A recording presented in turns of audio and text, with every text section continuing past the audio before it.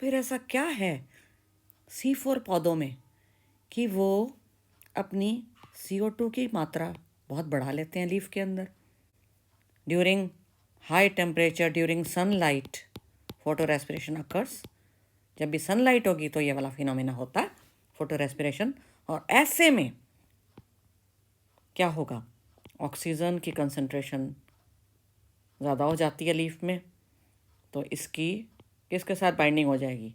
Enzyme के साथ, Rubisco के साथ, ना कि CO2 की। किसकी बात हो रही है? C3 प्लांट्स की। इसी फिनोमिनन को फोटो रेस्पिरेशन बोलते हैं। लीफ के अंदर स्पेशल एनाटॉमी होती है, स्पेशल स्ट्रक्चर होता है, और उसके लिए नाम है cranes anatomy. This is found only in the C4, not in the C3। Cranes anatomy in the leaf. दोनों की शक्ल देखते हैं लीफ की। ये देखो, ये भी लीफ है C3 की, ये C4 की लीफ है। इंटरनल स्ट्रक्चर यहाँ पे पड़े हैं जाइलम और फ्लोएम। ये यहाँ येलो येलो जो एरिया दिखाया, यहाँ पे पड़े हैं जाइलम और फ्लोएम, यानी वेस्कुलर बंडल्स वाला एरिया है ये। और इनके आसपास एक कवरिंग है ब्राउन सी, है जो बनाई हुई है मैंने, इसको लिखा है bundle sheath, a covering for the vascular bundles, parenchymatous covering. Cells की बनी हुई है, लेकिन किसमें बहुत पतली है? C3 में तो बहुत ही पतली है, देखो इसकी शक्ल। और C4 में ये बहुत बड़े बड़े सेल्स हैं, फूले फूले और अच्छे से आपस में चिपके हुए, no gaps, no spaces in between. और क्या डिफरेंस दिख रहा है दोनों की इंटरनल स्ट्रक्चर ऑफ लीफ में, C3 और C4 में? यस, ये इतने सारे सेल्स की जो एक और कवरिंग है, किसके आसपास? बंडल शीथ के आसपास। मीजोफिल सेल्स का एक पूरा सर्कल है। एक होगा सर्कल, या ज़्यादा भी हो सकते हैं, हाँ ज़्यादा भी हो सकते हैं, बट यहाँ पे ऐसा कुछ है स्ट्रक्चर नहीं। यहाँ पे बंडल शीथ पतली सी है और कोई इसकी सराउंडिंग नहीं है, कोई कवर नहीं कर रहा है इसको, mesophyll cells, leaf cells. So this is called Kranz anatomy, the structure which will help C4 in avoiding photorespiration. Kranz anatomy, जिसमें ये हमने अभी बात कर ली थी, एक बंडल शीथ बहुत स्वॉलन सेल्स की बिग है, बड़े बड़े सेल्स, और उसके आसपास मेजोफिल। यही डायग्राम मैंने ये बड़ा करके बना दिया है। सेम यही वाला डायग्राम ये आपको दिख रहा है यहाँ पे बड़ा किया हुआ, and large diagram. Can you see? ये ब्राउन है, क्या थी ये ब्राउन? ये थी बंडल शीथ, तो ये बंडल शीथ यहाँ आ गई, ये देखो ब्राउन। और ये ग्रीन ग्रीन क्या बनाया ये सारा? ये वाला स्ट्रक्चर है, यानी कि मीजोफिल जो सराउंडिंग है बंडल शीथ के आसपास का रिंग, तो यही स्ट्रक्चर बड़ा करके बना दिया। अब यहाँ पे हम देखते हैं कि CO2 का क्या होता है जो एंटर करती है लीफ में। CO2 ने एंटर किया और इसका वाटर के साथ रिएक्शन वगैरह होके बन गया बाइकार्बोनेट, आयन बन गया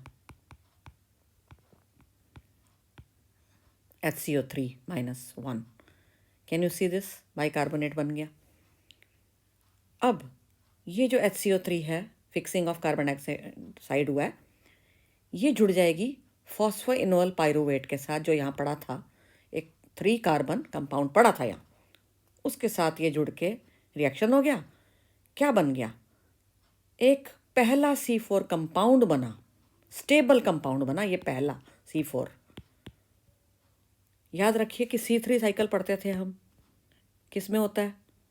ये C3 प्लांट्स में होता है C3 साइकिल, यानी फिक्सेशन ऑफ कार्बन डाइऑक्साइड से पहला स्टेबल जो बना है वो है oxalo acetic acid, OAA, oxalo acetic acid बना है, 4 कार्बन कंपाउंड।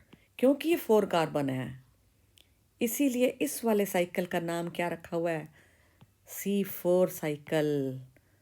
तभी नाम बोलते हैं C4 प्लांट्स, C4 प्लांट्स, क्योंकि इनमें कौन सा साइकिल है? इनमें C4 साइकिल है, ना कि C3 साइकिल। तो अब C4 साइकिल पढ़ रहे हैं ये सारा, और इसी को बोलते हैं हैच एंड स्लैक पाथवे, इसी का ही दूसरा नाम है, based on the name of scientist. एक हैच था साइंटिस्ट, एक स्लैक था साइंटिस्ट, दोनों ने मिल के ये C4 डिस्कवर किया था cycle in the C4 plants, that is the tropical plants, maize, sorghum, sugarcane, all these. तो हैच अभी ज़िंदा हैं, आपको पता है ये वाले साइंटिस्ट ज़िंदा हैं। स्लैक थोड़े टाइम पहले ही डेथ हुई है उनकी। ओके, तो ये ऑक्सैलो एसिटिक एसिड बन गया OAA, first stable 4 carbon compound. अब ये एंटर कर गया due to the plasmodesmata, openings in the adjacent cells in between the cell wall. ये है ना प्लाज्मोडेस्माटा जगह जगह पे होते हैं, उनमें से छिद्रों में से ये अंदर घुस गया। कहाँ पे घुस गया भाई? बंडल शीथ सेल्स में घुस गया। ये जो ब्राउन ब्राउन बनाई हुई है ये वाली बंडल शीथ, तो इनमें घुस गया है क्या? OAA, oxalo acetic acid. टूट गया अंदर जाकर, ऑक्सैलो एसिटिक एसिड टूट गया CO2 में, CO2 रिलीज हो गई और C3 एसिड बना, एक C3 एसिड बन गया। ये जो C3 एसिड है, 3 कार्बन वाला एसिड जो बना है, ये वापस ट्रांसपोर्ट हो जाएगा जाएगा जाएगा जाएगा और पेप बना देगा, फॉस्फोइनोल पायरुवेट बना देगा। फॉस्फोइनोल पायरुवेट यानी कि 3 कार्बन, अगेन 3 कार्बन कंपाउंड, ये फिर से जुड़ेगा बाइकार्बोनेट के साथ और इस तरह से C4 एसिड बनाएगा। लेकिन ये वाला जो रिएक्शन हो रहा है ना, ये वाला पेप, PEP और HCO3 के बीच में किसकी प्रेजेंस में हो रहा है? एक एंजाइम की प्रेजेंस में, जिसको बोलते हैं PEPcase, phosphoenol pyruvate carboxylase enzyme. PEPcase enzyme is helping bicarbonate ion HCO3-1 और फॉस्फेनोल पायरुवेट 3 कार्बन कंपाउंड को जोड़ कौन रहा है? एक एंजाइम मदद कर रहा है यहाँ पे, PEPcase enzyme is helping in this reaction. Phosphoenol pyruvate carboxylase enzyme. That means this enzyme is found in the mesophil cells. ये वाले सेल्स में दिख रहा है, इसकी भरमार है पेपकेज की। क्या ये पेपकेज बंडल शीथ में है? नहीं, PEPcase enzyme is absent in the bundle sheath. Bundle sheath में रुबिस्को की बहुतायत है, रुबिस्को एंजाइम, जो कि यहाँ नहीं है, मेसोफिल सेल्स में नहीं है।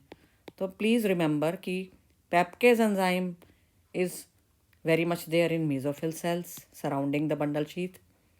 It is, mesophyll cells are lacking in Rubisco enzyme, but Rubisco is very much found in the bundle sheath cells. अब ये जो CO2 यहाँ पे प्रोड्यूस हुई है, CO2 रिलीज हुई है ब्रेकडाउन से, किसके? C4 एसिड्स के। यहाँ पे कई सारे C4 एसिड्स बन सकते हैं। ऑक्सैलो एसिटिक एसिड के बाद oxaloacetic acid can further form 4 carbon compounds like malic acid or aspartic acid in the mesophyll cells itself, and then these C4 acids will travel down, जैसे अभी आपको बताया था, and they will dissociate into CO2 and a C3 acid compound. ये जो CO2 यहाँ पे, इसका मतलब बहुत सारी जमा हो गई है, तो ये केल्विन साइकिल का हिस्सा बन जाएगी।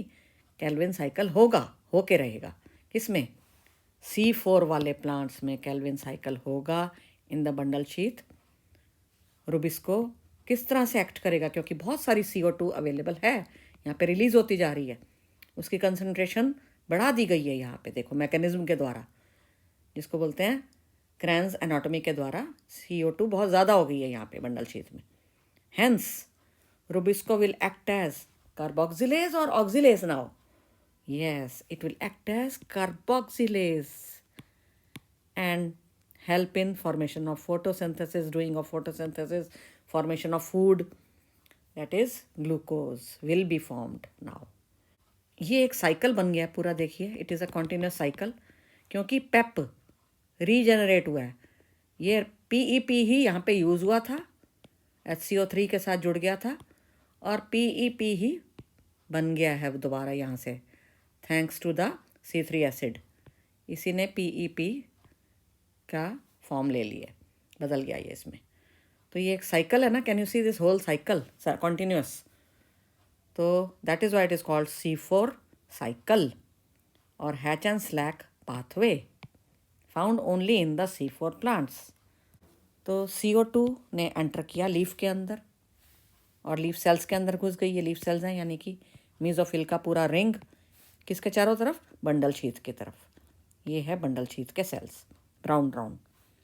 तो मीजोफिल में जब CO2 घुसी, इसको बदल दिया गया, ये बदल गई HCO3 में बाइकार्बोनेट आयन बन गया। ये आयन जुड़ जाएगा यहाँ पे पड़े हुए एक सब्सटेंस के साथ, एक मॉलिक्यूल के साथ, PEP फॉस्फोइनोल पायरुवेट, जो कि एक 3 कार्बन कंपाउंड है, यहाँ पड़ा था ये, उसके साथ ये जुड़ गया। लेकिन किसकी प्रेजेंस में, पेप केज एंजाइम की प्रेजेंस में ये सब होगा, ये वाला reaction. Phosphoenol pyruvate carboxylase enzyme will help. बना क्या, पहला स्टेबल कंपाउंड बना जो कि एक C4 कंपाउंड है, C4 एसिड है, किसके, आफ्टर फिक्सेशन ऑफ CO2 पहला स्टेबल कंपाउंड हमें याद रखना है, ऑक्सैलो एसिटिक एसिड कहलाता है ये पहला वाला C4।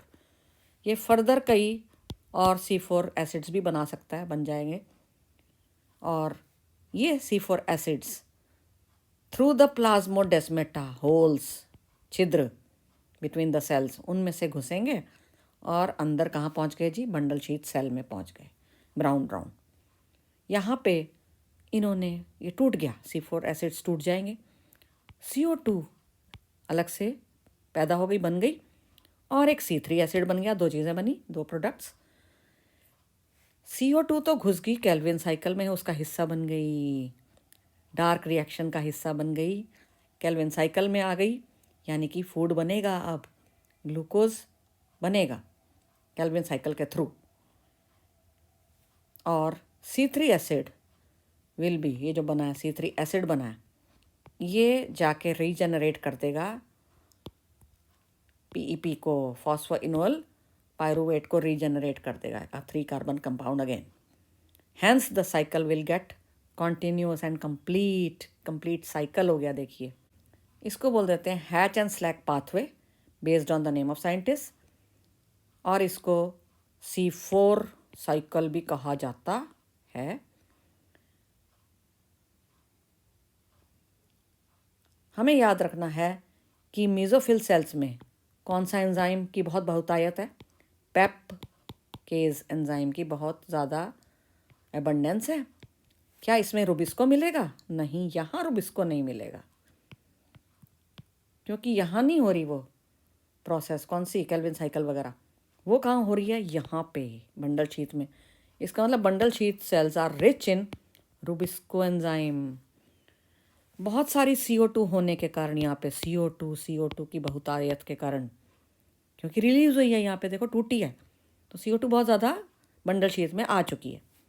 तो rubisco will act as a carboxylase and perform the Calvin cycle. क्या बंडल शीथ में पेपकेज मिलेगा, नहीं।